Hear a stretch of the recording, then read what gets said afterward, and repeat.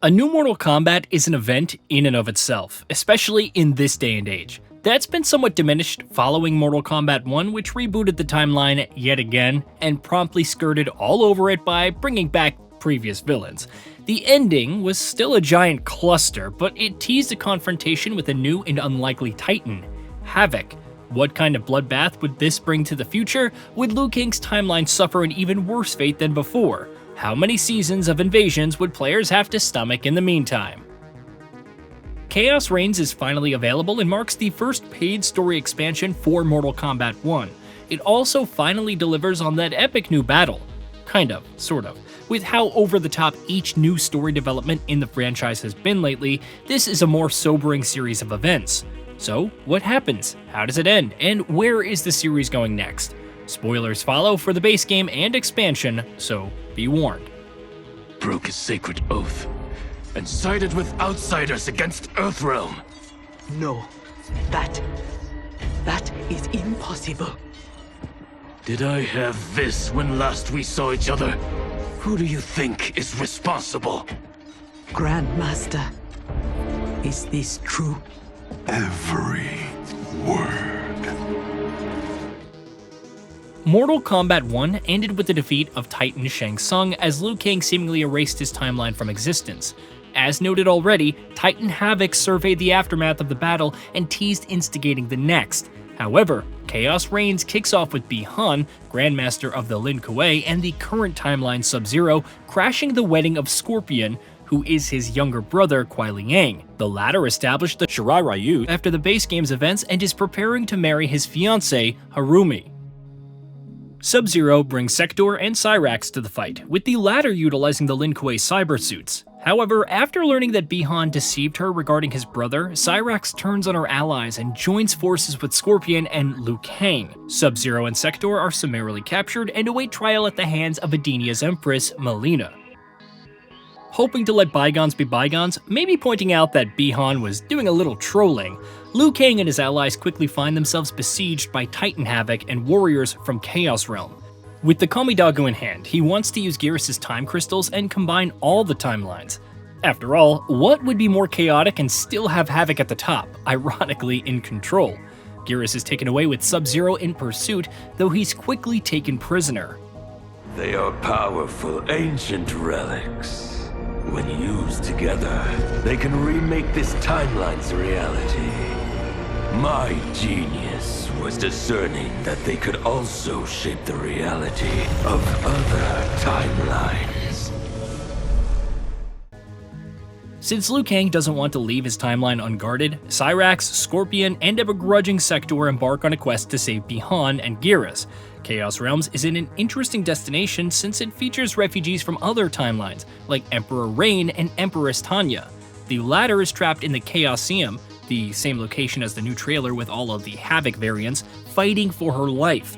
Thus, the trio and Emperor Rain venture to the area and battle other variants before Titan Havik sends them into a maze. While Rain sacrifices himself to ensure their survival, they quickly run into a variant of Auron, a character from Mortal Kombat Armageddon that assists the protagonist Taven. This variant also helps by teleporting the group into Havik Citadel, where Geras and Bi-Han are held. Unfortunately, the latter has been transformed into Noob Saibot thanks to experiments by Titan Havik with chaos magic. Hilariously, the group incapacitates him, bringing him along with Geras and the Kamidogu as they return to their timeline. Liu Kang busies himself with healing Bi-Han, but can't undo the chaos magic. Thankfully, the latter's mind is clear and he fights alongside the forces of good using his new shadowy powers. Eventually, Titan Havik arrives with his forces, reclaims the Kamidogu, and becomes more powerful. Despite this, and creating a bunch of Havik clones to preoccupy Liu Kang's forces, he's easily defeated by Noob Saibot, who leaves him a bloody limbless mess. Before he can deal the killing blow, Liu Kang intervenes, not wanting to slay Titan Havik lest his timeline's residents potentially suffer the consequences.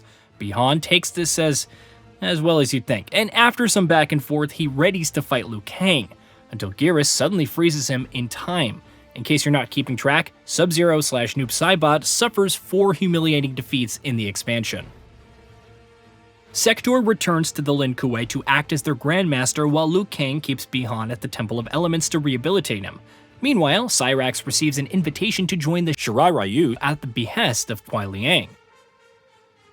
That's already a lot to unpack, but it's not all. Upon completing the arcade mode stories for each new character, we learn that Bi-Han is rescued by Sektor, who ventured into the Temple of Elements to retrieve an amulet for Quan Chi. She discovers Noob Saibot and, convinced that Liu Kang abandoned him instead of offering treatment, frees him to seek vengeance. Bi-Han, on the other hand, is pretty chill with his new powers. We see a new battle between the Lin Kuei and Liu Kang's forces, with the latter overwhelmed by Noob Saibot's powers, seemingly resulting in the deaths of Geras and Kung Lao. Meanwhile though, Cyrax has joined the Shirai Ryu. Many resent her for her actions during Scorpion's wedding, even after switching sides. There's some infighting, but eventually the clan members give her a chance to prove herself. Despite all the losses taken throughout the expansion, Khaos Reigns does a decent job of fleshing out Noob Saibot as a potential new big bad. It's an interesting twist considering his role as a lackey in many other titles, and he seems like a formidable opponent for Liu Kang. The question is, will NetherRealm Studios wait another year before following up on this with a new story expansion?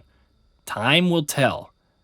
In the meantime, the fate of the Kamidogu is unknown. Titan Havik has seemingly returned to this timeline, but what impact will that have on the future? Surely he won't take his defeat lying down.